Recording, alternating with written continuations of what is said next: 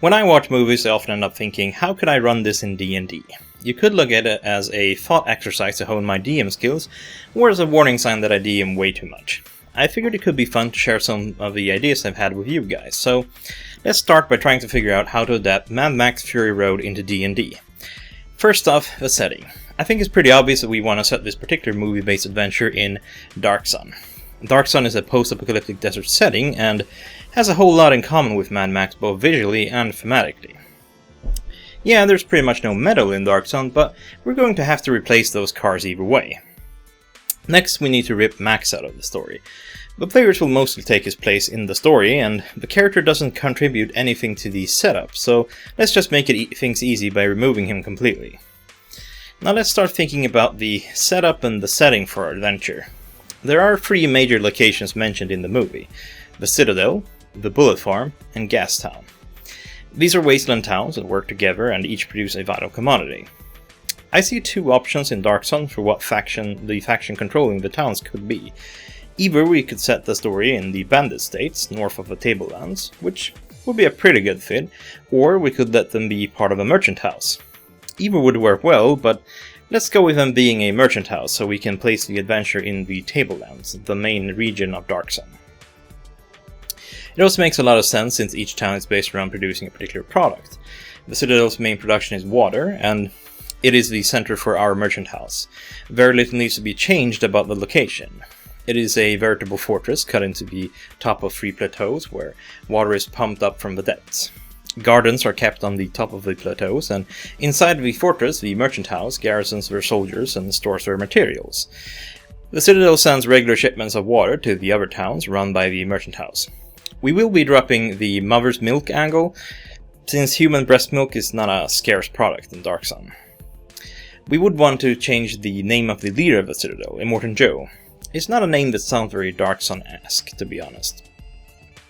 But for now, let's call the merchant house House Joe. Next we have the Bullet Farm. Now obviously in Dark Sun there are no bullets, but let's look at what the purpose of the Bullet Farm is. It provides weapons and war material for the Citadel, so let's make it into a place that still serves the same function, but fits into Dark Sun. The first thing that pops into my head is a obsidian quarry. Dark Sun is a setting where metals are extremely rare and weapons are mostly made out of stone or bone. So obsidian is a prized material for weapon manufacturing, and the Bullet Farm was originally a lead mine, so it works out well. Let's switch the name to the Glass Farm, and then the name of the Bullet Farmer, the leader of the town, is changed to the Glass Farmer. We might want to come up with better names for the place and its leader, but those will do for now.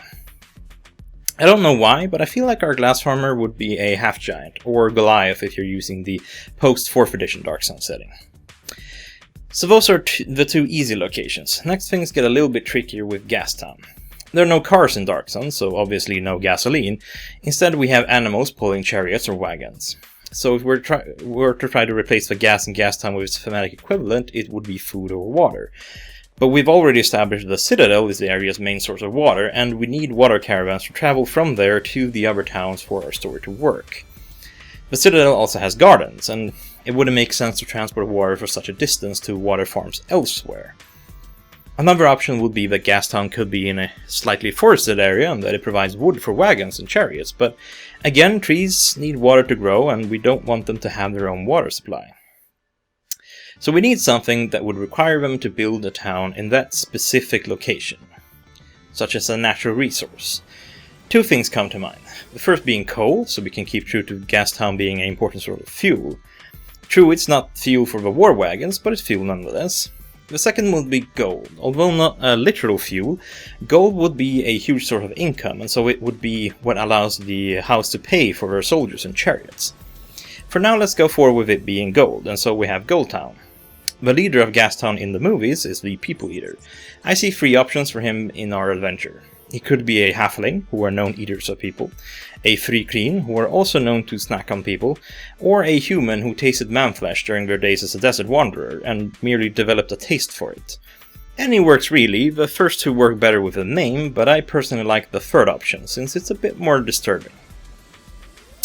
So now that we've established the local setting a bit, let's get into where the players actually come into the story. Our goal here is to get the players onto the war rig and on Furiosa's side. My idea here is that we break a little bit from the movie's narrative. The player characters are prisoners and slaves of House Joe. Furiosa approaches them in their cell and tells them she can get them stationed to her war rig if they agree to side with her when the time comes. And then they can all ride to freedom together. We could just let the players be warriors on the rig and see which side they choose, but that's a risky proposition. It's better to make sure that the PCs are inclined to picking the side we want. Next, we need to think about Furiosa and the war rig. Furiosa herself works pretty well as she's ridden. She has worked her way up from being a slave to a position of some power and responsibility within the house, and now seeks to escape to the oasis she grew up in, taking the house leader's harem with her. We could perhaps make her into a mole, seeing how she is pretty badass and bald. We could even keep the mechanical arm if we wanted.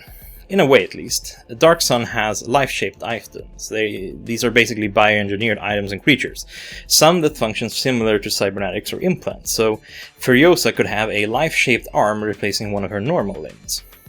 As for the war rig, in Dark Sun there are Mechalot-drawn Argosy, basically a mix between a huge wagon and a mobile fortress drawn by giant plated lizards. These are used to transport wares through a badlands in between the city-states.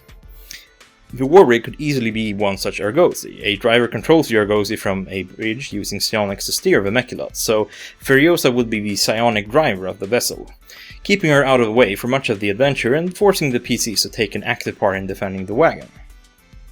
A Mechalot Argosy is often accompanied by a small group of riders on beasts that act as outriders and guards, much like the smaller cars do for the war rig in the movie. So now we can start moving into the story. The players are stationed aboard the Argosy as slave soldiers or servants as it departs on a routine water transport to Gold Town, accompanied by a small group of outriders.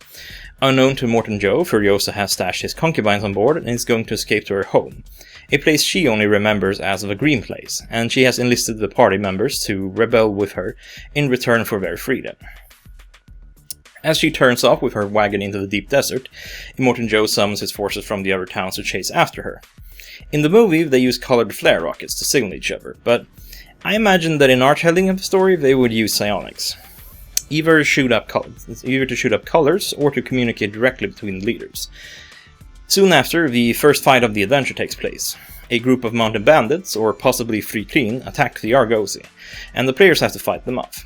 The idea here is to kill off as many of the escorts as possible and give the players a fight on their hands. Soon after, the forces of a citadel will start to catch up to the group. The pursuers should be mounted on Kanks or Crodlu or riding in Crodlu chariots. Morton Joe himself is following at the rear in a Mechalot-drawn Argosy of his own. After the first fight, Furiosa steers the wagon into a massive sandstorm to shake off her pursuers. After the storm, the chase continues to a nearby pass, where Furiosa has made a deal for free passage. We want a group of mobile enemies that live in the deep desert, and that are savage, but still capable of being reasoned with, so I suggest replacing the bikers with GIF. Once the pursuers start closing in, the pieces may find themselves in another fight against the GIF, or having to pull off some impressive persuasion rolls before heading on.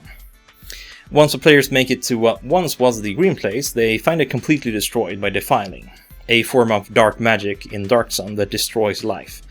The once fertile oasis is poisoned and unrecognizable. The group continues onwards and eventually run into the Many Mothers, a free tribe who Furiosa once belonged to. After discussing crossing the Silt Sea to find a new home, someone brings up the idea of turning around and with the help of the Many Mothers take the citadel while its warriors are out. On their way back through the pass, the Citadel forces catch up with the PCs, and they need to board Immortan Joe's wagon and slay him before heading to the Citadel. Basically, we need to change very little with the overall story. So that is how I imagine one could adapt Mad Max Fury Road into D&D. Of course, one could make it a lot better with a bit of spit and polish. I don't necessarily suggest trying to run an adventure so literally adapted from the source material, but perhaps it can serve as inspiration for an adventure of your own making. It's a fun little exercise to think about either way. I might throw together more adaptations of famous movies into D&D adventures in the future, so let me know in the comments if there's a particular movie you would like me to adapt, or how you would go about adapting Fury Road into D&D. If you enjoyed this video, then feel free to leave a like down below, it helps out a lot, and if you want to see more, don't forget to subscribe. If you want to support the channel, then please share this video on social media or with your friends. I really appreciate any help with getting the word out. And you can also check out my DM's Guild products, or follow me on Tumblr or Twitter. Links to all of that in the description below. Until next time, Dungeon Delvers.